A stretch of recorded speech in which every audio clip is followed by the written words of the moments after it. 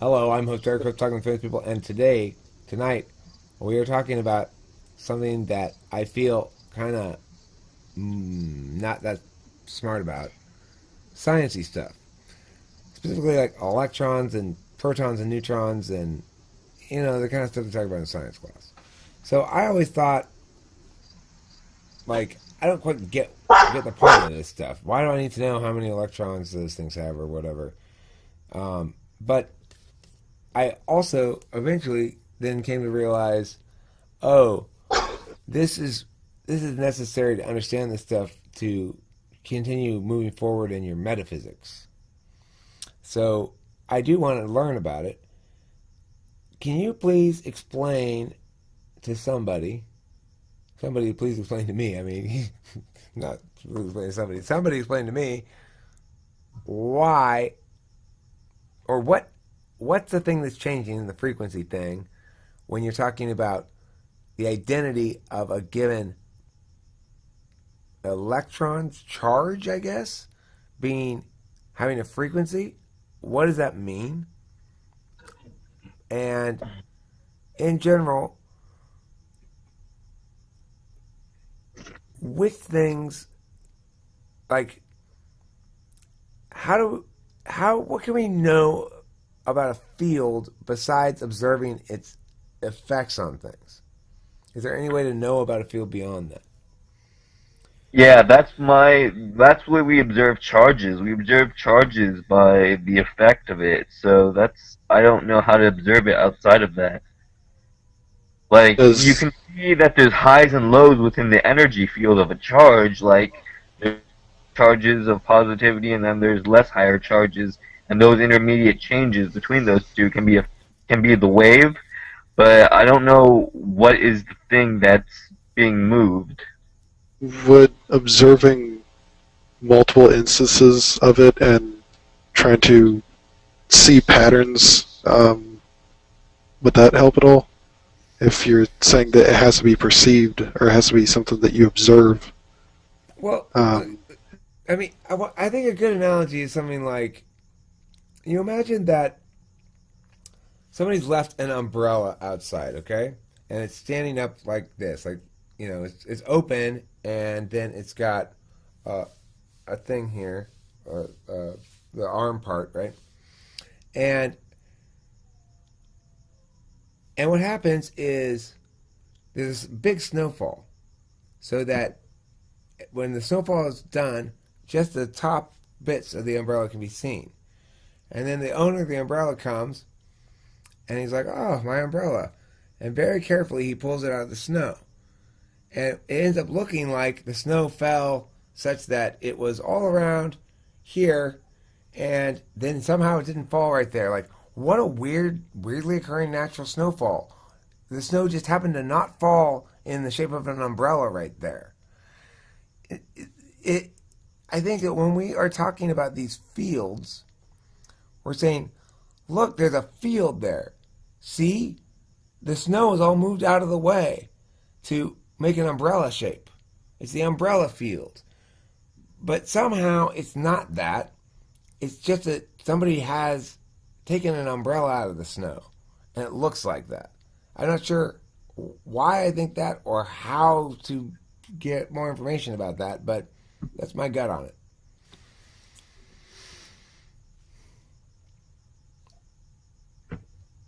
I mean, that's what magnetic Oh, fields. That's what displaying a magnetic field looks like, right? You go, look, I put these iron ore shit here, and see, it moves out of the way by itself, and then there's a empty umbrella space there. hey Barry, was biochemistry difficult? I'm looking to major in biochemistry.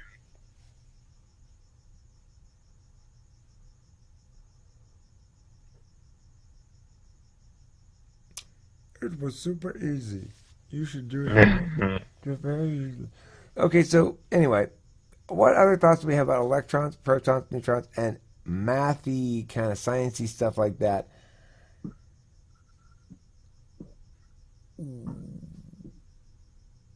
This notion that light weighs something, right? Um, they measured a city and it weighed 150 pounds more at daytime than it did at night, eliminating all the other factors, supposedly. First of all, I love the shit out of that. I I love the idea of saying, I want to do a study on how much daytime weighs. That's fucking brilliant. Let's weigh daytime. Let's also find out how tall daytime is. I want to know that. And I want to know, what daytime's political party is. So, I think these are legitimately important questions. right. I think that they seem so innocuous and so just stupid in a way, or inane, that any potentially high-level seriousness about the questions, or any important questions that could be answered, just that I don't even know what I'm trying to say. It just seems so silly. You're thinking it can't possibly have something important to reveal. Right. Well, the thing is, what I want to have is some kind of box that will hold light inside of it. Like you can catch it like it were a bug, right? So that you don't have to continue to illuminate inside the box, but you put some light in the box and you close the box and you can open a little window and it's still light in there, okay? Because you've trapped it in there. And you don't have to continue to put any energy into it. It's just a box that it makes light behave like stuff, like bugs or something. The idea is, Eric, you have a positive charge. It's attracted to a negative electron. These are held in orbits and shells, orbitals and shells around the nucleus. There are many reasons for this. When the atom is hit by a packet of energy, a proton, which is electromagnetic particle called photon, this energy is absorbed. If atoms put outer shells, electron can be promoted to another outer shell or energy levels in which its photons are held. The electron can dissociate from the photon once it absorbs, cause the electron to be emitted. Now, I understand this, Al, actually. I remember this. I remember this from college. I don't think I remember it from high school. I think I remember it from college. But the thing is, so what you're talking about is, this is how come we have different isotopes of the same element. That's because some of them lose their electrons, right? This is old knowledge coming back to me. I haven't thought of this shit in a long time. I'm pretty sure that's what it. That's why we have isotopes. Now, I mean, it's old knowledge for me personally because I learned it a long time ago, and it's not something I talk about or think about much. That's what I mean by it's old knowledge for me. Like, I may have first learned about some philosophical concept a long time ago. I wouldn't call that old knowledge because I'm actively using it still. Whereas this thing, I don't think about electrons jumping orbits, or I just don't think about that shit very much. I do. I'm not saying you shouldn't. I'm just saying that's why it's a little rusty for me. So when you do think about I'm that, saying I do, but I don't use it. I just think about it a lot for no reason.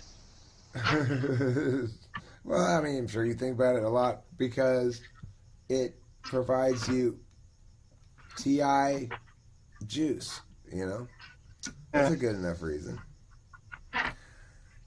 So are you inclined more towards the sciencey kind of part of stuff, Unify? Like electrons and protons and stuff like that? Yeah, I was a lot when I was younger, like 13. That's when I started getting into like quantum mechanics and stuff like that. Well, I never really liked those things. I didn't like the science. I really didn't like chemistry. Chemistry was my least favorite of them all. And I didn't like biology. And physics was okay. Yeah, in school you gotta make it interesting. It's not interesting. Right. I flunked out of physics. Good job. Thanks. This is why he's a PhD in whimsitology. Hmm. Who's easier? He's a certified whimsy practitioner. Okay, that's the official language we use. PhD, technically it's an honorary PhD, but some people do call it still the PhD, but we go by the more accurate title now of the certified whimsy practitioner, because that's how come it's a good idea, J-Matt, to pay Ken $250 an hour for his website. Pays him. Yeah. Well, that's what happens when you're a certified practitioner, Unified. Once you become a certified practitioner of something, that means you can practice it for $250 an hour. Ah. Is this a follow-up jab at Chad? Not a jab. It's just a joke about being, just about in general about like certification. I just remember you saying, being like, just don't poke fun at Chad's certification. Well, I mean, no matter how much I like Chad and get along with him, there is a fundamental type difference between us in regards to that area, if nothing else. I don't like divisions that say this guy is an expert, but that guy's not, so we should listen to him. I don't like the decisions that I don't like divisions that say, he's got the necessary skills, training, and credentials, so we can trust him to do a good job, but he lacks some credentials or something, so we can't trust him to do a good job. In any of those kind of circumstances, to me, it's always an example of measuring the wrong thing, mistaking the symbol for the thing itself, right? Do you think it's like an SE manifestation? Or tied into that a little bit? I think it's low N. Like lower NE or NI? Either one. Low N leads to trust and authority. Because basically having low N means you don't trust yourself to know the truth. One way or the other. You don't know yourself the person's truth, like, no, that could be wrong in 6 different ways. You don't know you don't trust yourself to know the correct truth. Well, it could be wrong in those ways, but here's how it's right. Does anyone else got audio problems? Yeah, I hear it. Okay. Yeah, Eric, your mic's messing up. You got all robot-y. Yeah, you sound robot-y to us. What? It's like staticky every time you talk. I think your beard is dancing. Yeah, it's you too, Unify. Oh, you hear it? me, it's staticky. Oh, you guys are staticky. You guys are staticky. Alright, well, let me try this. Let's stop this video. Thanks for watching, people. Let me see if I can fix it a little bit. It's 13 minutes, that's a good one.